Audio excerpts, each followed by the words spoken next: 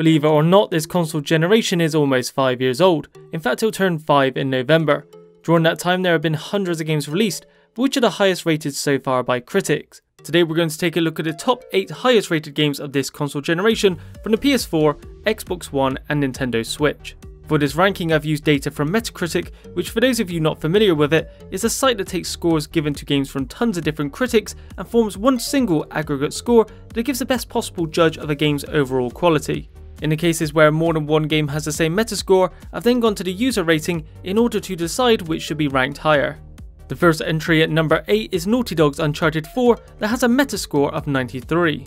Uncharted 4 surprisingly had a somewhat troubled development, with lead writer Amy Hennig leaving the project partway through, and as a result numerous story aspects and character roles were entirely altered. That however didn't stop Naughty Dog producing one of the best games of not only 2016 but this generation, giving a very fitting end to Nathan Drake's adventures. Uncharted 4 is easily one of the most graphically impressive games of the last couple of years, with some really fantastic set pieces that at times are incredibly jaw-dropping. Spot number 7 goes to the only JRPG on this list, making it the highest rated JRPG this console generation, and naturally that goes to none other than Persona 5. Fans waited almost a decade for the next mainline installment in the Persona series, but it certainly didn't disappoint, offering visuals that ooze with style, a unique blend of turn-based battling and social elements, as well as unrivaled amounts of content, taking upwards of 90 hours to beat the story alone with plenty of replayability. Persona 5 was a Channel's Game of the Year last year, and deservingly so, as there is very little it doesn't get right.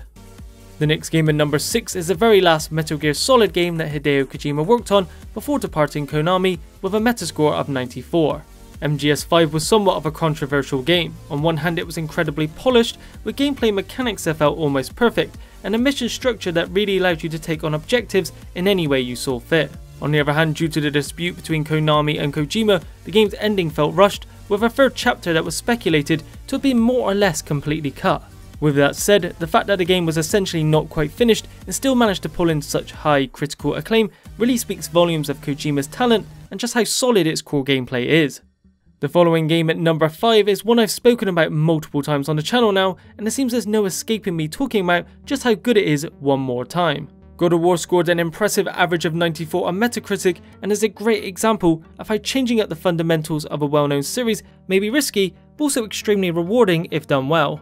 In this case, the new title fully revitalised the series that was beginning to feel a little tired and overdone, no doubt thanks to both the director Cory Barlog and his team's dedication to the project. With further games planned in a new Norse mythological setting, it'll be interesting to see how the developers, Santa Monica, can top what is one of the best games in a very long time. Number 4 is the second entry by Naughty Dog, however this time it's actually a remaster of the 2013 PS3 exclusive The Last of Us. The Last of Us was a distinctly less lighthearted game than the Uncharted series. Set in a post-apocalyptic world, the game focused on Joel, a middle-aged man still feeling the loss of his daughter who died during the infection outbreak, and begins to form a bond with Ellie, a young girl who is immune against the infected, as they both attempt to survive in the treacherous world. With The Last of Us Part 2 releasing next year, I wouldn't be surprised if it also receives a similarly high, if not even higher, critical reception. Number 3 is surprisingly yet another remaster, with Rockstar's Grand Theft Auto 5 that garnered a Metascore of 97. Like The Last of Us, GTA 5 originally launched in 2013 to massive success, sporting a huge open world and campaign to play through, but it was the online mode that really kept many gripped for months or even years after its launch. The remaster gave the game a much needed resolution bump, a first person mode, and an increased player cap in the online component, not to mention continued giving out plenty of free additional DLC and updates to keep players invested. Spot number 2 goes to the Nintendo Switch with Zelda Breath of the Wild. Breath of the Wild broke many of the formulaic elements that the series is known for, giving you a huge breathtaking world to explore however you choose from the beginning, 120 shrines to find and conquer, and a weapon system that keeps you on your toes, forcing you to pick up new ones as your old ones break. With so much to discover across the map, you can easily spend 30 to 40 hours without even touching the main quest, and there's really very few games you can say that about. Like God of War, the latest Zelda title changed up the series in a lot of ways, but it paid off and is arguably the best in the series to date. Finally at number 1 we have yet another Nintendo Switch game, Mario Odyssey. The most recent 3D Mario game is a perfect representation of Nintendo's creativity and charm, Giving players multiple different kingdoms to explore, they each feel completely unique in their designs, but most importantly gives you the opportunity to capture numerous different enemies and take over them, with each controlling totally different from one another. Utilising these enemies' different movesets is absolutely crucial to collecting many of the main collectible power moons, and there are a staggering 999 of them in total.